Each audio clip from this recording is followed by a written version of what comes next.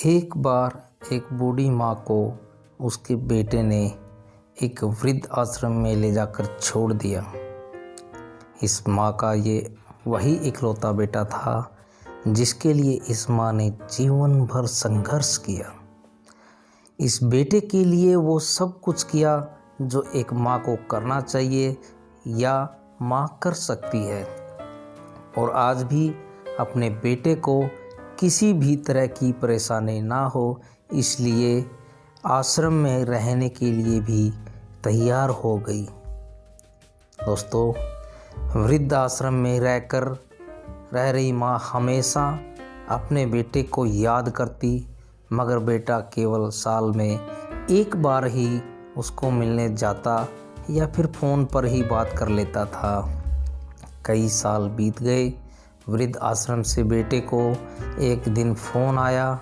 उन्होंने कहा, बेटा जल्दी से आश्रम आके अपनी माँ से मिल लो, वो बहुत सीरियस है। बेटा जब अपनी बीमार माँ के पास पहुँचा तब वह अपनी आखिरी सांसें गिन रही थी। बेटे ने अपनी माँ से उसकी आखिरी इच्छा पूछते हुए कहा, माँ मैं तुम्हारे लिए क्या कर सकता हूँ, बताओ।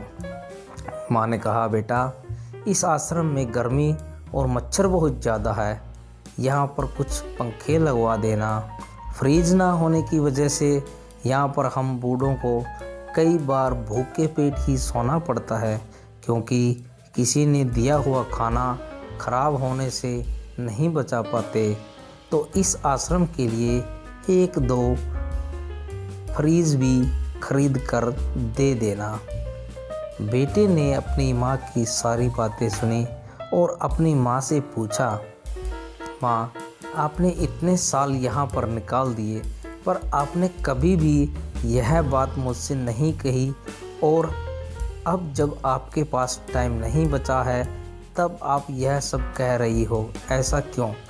माँ ने बेटे को जवाब देते हुए कहा, बेटा मैंने गर्मी, भूख और पीड़ा सहन कर ली, लेकिन मुझे पता है जब तेरे बच्चे तुझे यहाँ छोड़कर जाएंगे तब तू यह सब सहन नहीं कर पाएगा। इसलिए बेटा तेरी सुविधा के लिए मैं तुझे यह सब लगाने के लिए कह रही हूँ।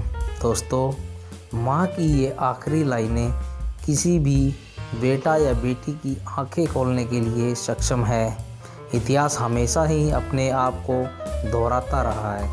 अगर आप चाहते हैं कि आपके साथ अच्छा व्यवहार हो तो आपको भी दूसरों के साथ वैसा ही व्यवहार करना पड़ेगा। दोस्तों, इस दुनिया में बहुत से ऐसे लोग हैं जो अपने माँ बाप की कदर नहीं करते। इसलिए दोस्तों आपसे कहना चाहूँगा कि धरती पर भगवान का जो रूप है वह हमारे माँ बाप ही है। इसलिए अपने माँ बाप को भगवान की तरह पूजें और उनको हर खुशी दें। जैसा आप कर्म करोगे वैसा ही आप फल पाओगे।